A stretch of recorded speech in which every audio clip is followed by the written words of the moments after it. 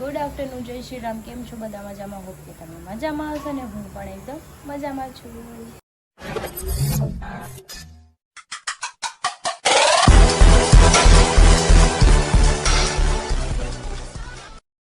તો સ્વાગત છે તમારું મારા નવા વિડીયોમાં. તો અત્યારે વાગી ગયા છે 12:30 ને આપણું બધું જ કામ પતી ગયું છે ને બહાર વરસાદ એવો આવે છે. રાતનો ચાલુ છે. ગામડે વરસાદ છે કે નહીં કેજો. અહીંયા તો હજુ ચાલુ છે આપણું. રસોઈ બને છે, બસ શાક જ બને છે, બાકી રોટલા ભાખરી બધું બની ગયું છે. અને હરી તો થોડા કામથી દેશમાં ગયા છે. અચાનક જ જવું પડે એવું હતું તો એ સવારના નીકળી ગયા છે. શું રીઝન છે હું તમને પછી જણાવીશ.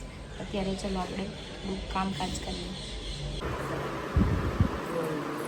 હું ખાજો ગટુ? દૂધીની દાળ છે, ખાવો માં દીકરો, ખાઈ લેવો.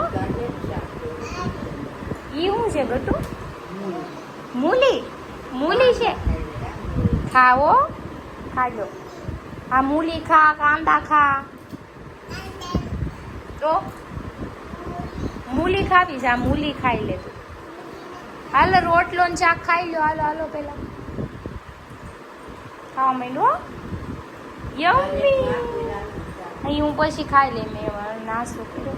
હું કરી દઉં? ચાર્જિંગ કરી દઉં. ઊભી રહે તો જોવા દે તો કેટલું ચાર્જિંગ. બેન આમાં 30% તો છે ચાર્જિંગ. કરી દઉં? સારું હાલો કરી દઉં. આ ચોટી કેમ વીખી નાખી?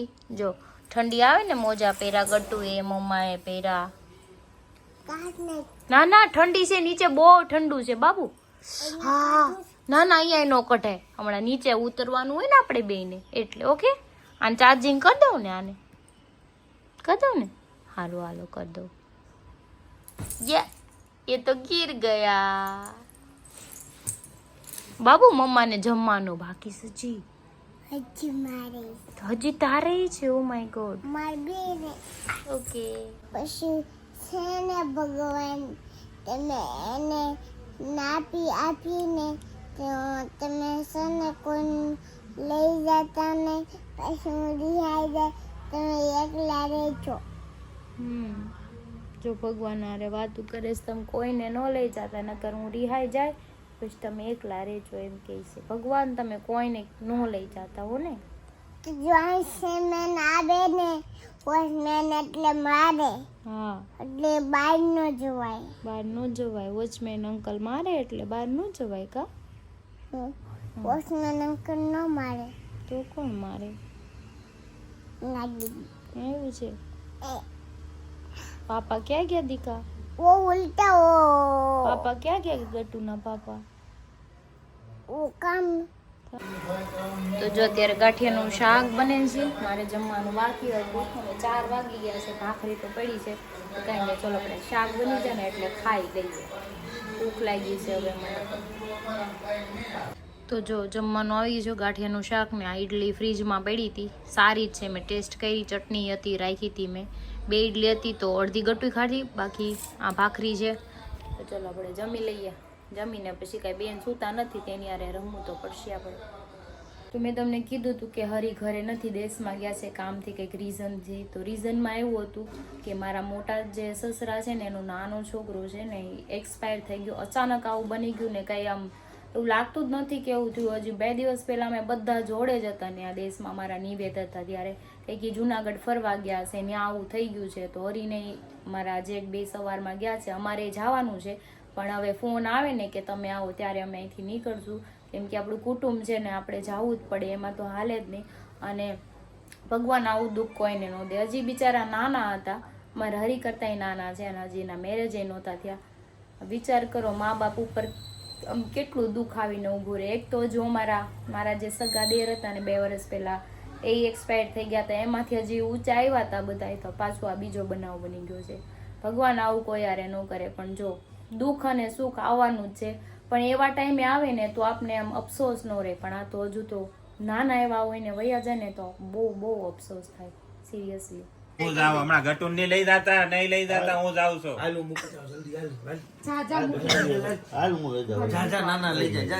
જો આ નાનો એવો હાવજ છે પણ બધાય મારે. જો હજી હાવજ પંજાબ મારે સીધું. આમ આમ મગજમાં હાવજ ચડી ગયો તો અત્યારે. પંજો મારે પંજો ભાઈ. પણ એમાં એવું છે કે હું હે ને આપણે જલજીવડી હતા ને તો મારે એકચ્યુઅલી ટાઈમ નહોતો, નકર હું 5-6 ઓ માય દીકરાને તો ગોડ, મારી એકચ્યુઅલી ટાઈમ નહોતો પણ અંધારાથી જીતા હોય ઈ ફળિયામાં નો જતા હોય ને ઈ હાવજની સામે જાય. હવે એક સસલું આવી ગયું હોય ને હામું તોય ભાગી જાય. સાંભળો, એમાં સિંધુમે તમને- મને વાત કરી જો. ઈ કે હાવસ ખાલી નિશા ફૂફાડા મારતો તો ને કે તો ઈ કે એને વાત ફેરવી નાખવી પડી અને રૂવાડા ઊભા થઈ ગયા.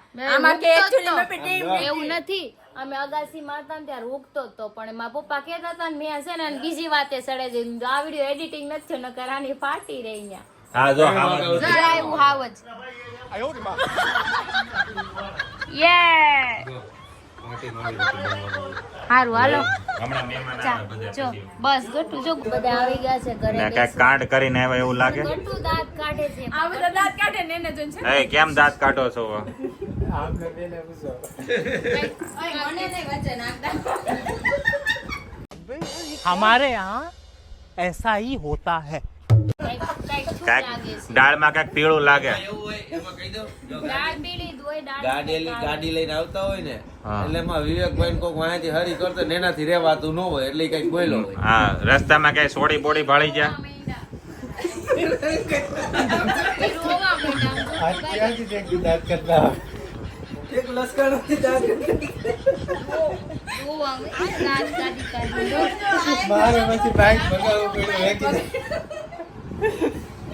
એટલે છું હું એ એક્ઝેક્ટલી કયો આમ દાંત કાઢોમાં. વિડીયોમાં કહેવાય એવું નથી. અચ્છા, કાંડ કરીને આવ્યા. મારી જેવો કઈક કાંડ હશે. હા ઈ બે બોલો બોલી ન થકતા એવા દાંત કાઢે છે નથી વાત હા, ઈ ભાઈ મારા જેવી કઈક હોય વાત ભાઈ. શક્તિભાઈ એમ તો પણ બોલાય એવી નથી એમ. શક્તિભાઈ હું રસ્તામાં કઈ ઈ રોવા માંડ્યા. બંધ કરે એટલે કે એવું એક છે. તારો આમથી આમ કરી તો ન ભેગું થાય. હાલો ભાઈ, હમણાં વાત કરી લે ને પછી વાત. વસ્તુ સસ્પેન્સ વાળી છે. ઘરે આવ્યા છે ઘરી તો કઈ છે નહીં, તમને ખબર છે મેં આગળ કીધું તું એમ. પણ આ બધા આવ્યા છે ઘડીક બેસી એની હારે. બુટિયા તું ઈ ખંજોળું ખંજોર આવે બાયું મેરી મારે પરિક્રમા કરવા જવું છે આ વર્ષે. જપાય છે પરિક્રમા કરવા ન જતા ભાઈ, કેમ? નહીં કરવા. જો આજે હું- ત્યાંથી દાદરમાં ક્યાંક પડી જાઓ. આજ સમાચારમાં મેં જોયું, હમ. સવારની સમાચાર જોયું. મીટિંગ થયેલી છે વન વિભાગની, પોલીસની, પ્રશાસનની થઈ ગઈ છે. ચોખ્ખીના આવી છે કે લીલી પરિક્રમા આ વર્ષે લગભગ રદ થવાની છે. થઈ જ છે એમ કે એના જે રસ્તા છે ને આટલા કીચડ છે, હમ. પ્લસ સ્લીપ મારે.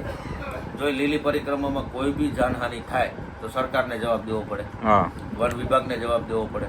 એના કરતાં આ વર્ષે લીલી પરિક્રમા ન થાય અને કાંઈ નુકસાન ન થાય એના માટે બહુ સારું છે. ઈ વાત. સાધુ સંત છે ને એના 5-6 માટે. જણા ઈ લોકો જ પરિક્રમા હા, કરવાના, ઈ જ બાકી કોઈને પબ્લિક ને બધાયને મનાય જેમ છે. કે એ લોકો કયા, એ લોકો જાણકાર છે, રસ્તાના ન્યા રહે છે, એ લોકો જ કરવાના છે, એ જ કરશે. પણ આ વર્ષે ન કરે વિવેકભાઈ. વરસાદે હે ને હાવ બધું કામકાજ બખેડો કરી નાખ્યો. વરસાદ છે ને આ બધો અણધારો પડ્યો એટલે એના માટે એવું. તો આ વર્ષે ઠંડી એમ લાગે એમ પડશે. બધા કે છે હવે. નહીં, એના સમાચાર આવી ગયા. જે આપણો પહાડ છે ને હિમાલય, હા ગયા વર્ષે ઓછી ઠંડી હતી એનું કારણ કે ત્યાં બરફ નહોતો. હા. આ વર્ષે બરફનું એંધાણ વધારે છે એટલે આ વર્ષે ઠંડી પાડ નાખી એટલી પડવાની. તો આ બિચારા બહુ હેરાન છે આમાં. હેરાન થઈ જાય ને. અને હજી 2000 સુધીની આગાહી કપાસ, તો હતી. મગફળી બધું બધું પાથરા ધોવાઈ ગયા.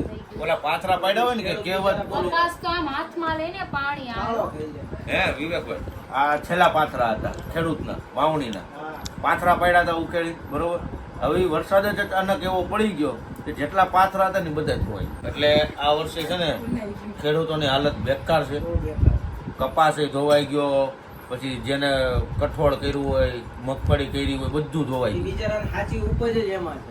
અને પણ કમાણીમાં આપણે ત્યાં હતા ત્યારે ખબર ઓલું સિંગ કાઢેલી હતી ઢાંકતા ઢાંકેલી હતી. ઢાંકે છે પણ ઈ વાડીમાં રે ઢાંકે પણ એ તો ઢાકેલું હોય તો એ કેટલું કે નીચેથી ને પાણી જાય તો એ બગડી જાય ને. ઈ બધું કાળું થઈ જાય. અમુકનો નું સારગણું હોય ને માંડવીનું જે હા. નીકળે ને ઈ કાળું થઈ જાય હવે એટલે એનોય ભાવ ન આવે ત્યાં તો ઠીક પણ ઘરમાં હતી ને ઈ સિંગે કાળી પડી ગઈ ભેજના કારણે. ભેજ લાગે એટલે બાટી જાય તમે બાટી જાય એટલે સવારમાં પૂરું ભાવ ઉઠીને ન આવે. બારી ઉભા રહે ને તો બારી એક- ભેગી થઈને એમ કે એક ઓલી એમ કે વિડીયો અમારે પાથરા એટલો પડ્યા viral ઓલા એમ છે. કે અમારે પાથરા પડ્યા છે. એક વિડીયો અત્યારે ખેડૂતોનો એટલો વાયરલ, અમરેલી બાજુનો કે કઈક બાજુનો અમરેલી બાજુનો અમરેલી બાજુ અમરેલી વધારે વરસાદ છે આપણે. એ બાજુનો એક વિડીયો એટલો વાયરલ થયો છે એ પોતે ખેડૂત છે ને એ એટલું રોવે છે ને કે સરકાર હજી ત્યાં ગઈ નથી. આપણે એટલી ખબર પડે કે આ નુકસાન મોટામાં મોટું છે ને ખેડૂતોનું છે. હા એ છે આ વરસાદ આપણે જ છીએ. પણ એમને આપણને એમ જો કે શિયાળાના 4 મહિના પણ 3 મહિના એક એક્સ્ટ્રા મહિનો દિવાળી પછી એને વધારે લાગે. આપણે જ નોકરી કરતા હોય હા. બરોબર એક્ઝામ્પલ કે હવે આપણે 1 મહિનાની સેલેરી નો આવે તો આપણે કેવું લાગે ભી ફાટી આપણે જાય. આખો મહિનો મહેનત કર્યો ને આપણી સેલેરી નો આવે શું એને થાય? તો 4 મહિનાની મહેનત. એને 4 મહિનાની મહેનત છે અને આખું વરસ બેઠા બેઠા ખાવાનું. અને આ વરસાદ હજી ડિસેમ્બરમાં 10 દીનું માવઠું આવવાનું છે. પણ તોય વિવેકભાઈ હજી તો ગરમી છે અને વરસાદ છે. હવે જેથી ફૂલ ઠંડી શરૂ થઈ જાય ને પછી વરસાદ આવ્યો હોય તો શું થાય? આવવાનું છે. આપણે ખબર ને ઘણા ટાઈમ પહેલા એવું થયું હતું જે મોટામાં. થાય પણ જે ખેડૂતોનો છે આપને તી તો હાલો ઠંડી લાગશે હા. બીજું કઈ લાગવાનું નથી. ખેડૂત પણ બિચારો શું ખેડૂતનું કરે છે? શું? એને ખાવાનું શું? ખાવાનું શું એ થાય? હજી બિચારા. 10 દી ડિસેમ્બરમાં વરસાદ એક આવશે. વાત હજી કીધું. આ 10 જો. તારીખ સુધી 8 તારીખની આગાહી ખેડૂત છે. તો છે ને મગફળી નહીં વાવે ને આ ધોવાઈ ગયું છે ને તો શહેરમાં જેટલા લોકો રહે છે ને એને નહીં મળે. હમ. ઘઉં જેટલા એના ખરાબ થયા છે ને એ આપને નહીં મળે. ભાવ વધીને મળશે ખરા હા પણ એનો ભાવ ડબલ થઈ જાય, પ્લસ Plus થઈ જાય છે. બરોબર. એનું કારણ કેમ કે ખેડૂતની મહેનત હવે બીજી વાર ઉગાડે તો એનો નફો પણ તોય આમાં ફાવે તોય હું તો એમ કહું કદાચ વધે કે ઘટે ફાવે કોણ ઓલા હા, એડ વાળા. અને એની વસ્તુ વેચાઈ જાય એમાં મોંઘી વેચી નાખે ઈ લોકો બરોબર તો એ વસ્તુ બધી આપણી પાસે જ આવવાની. હમ. એનો ભાવ આપણે એને દેવાનો. ભાવ નો આવે પાણીના ભાવે જાય બધું. એક અત્યારે માંડવીના ભાવ 1000 રૂપિયા છે, આ પલ્લેલી જાય એટલે 500 રૂપિયા આપે. 500 ડાયરેક્ટ રૂપિયા 50% ભાવ આપે. કપાસ તો આતરો નથી આવવાનો. ઈ તો ખાવા બધો એનું કપાસ છે નો નીકળે. ડેંડા થઈ જાય, ડેંડા સીધા. ભાવ થઈ જ ગયો ને બધા પાણી થઈ થોડું ગયું. નુકસાન નુકસાન ગયું છે. ઈ એક વસ્તુ કરે ખોળ નીકળે ને ગાયું ભેહું ખવડાવવાનું ખોળ બાકી નીકળે કાંઈ નહીં. બાકી હા, કાંઈ નો થાય. પણ એટલી ઘણાની માંડવી તો પડી પડી ઉગી ગઈ ભેંસ ખાઈને એટલે વચ્ચે. આપણે ને ગયા મારા કાકા ને એની માંડવી હતી તે હા. કાકી કાઢતા જોયું તું એની બગડી ગઈ છે. પણ આ જે હકીકત મને એટલી ખબર પડે જેટલી વાર ખેડૂતોને નુકસાની થયું છે ને એટલું સરકારને દેવું પડે. આપે તો ક્યાં વાત. આપે તો ક્યાં આપવું પડે. વાંધો. એનું કારણ છે કેમ કે ખેડૂત જ અન્નદાતા કહેવાય. આપણા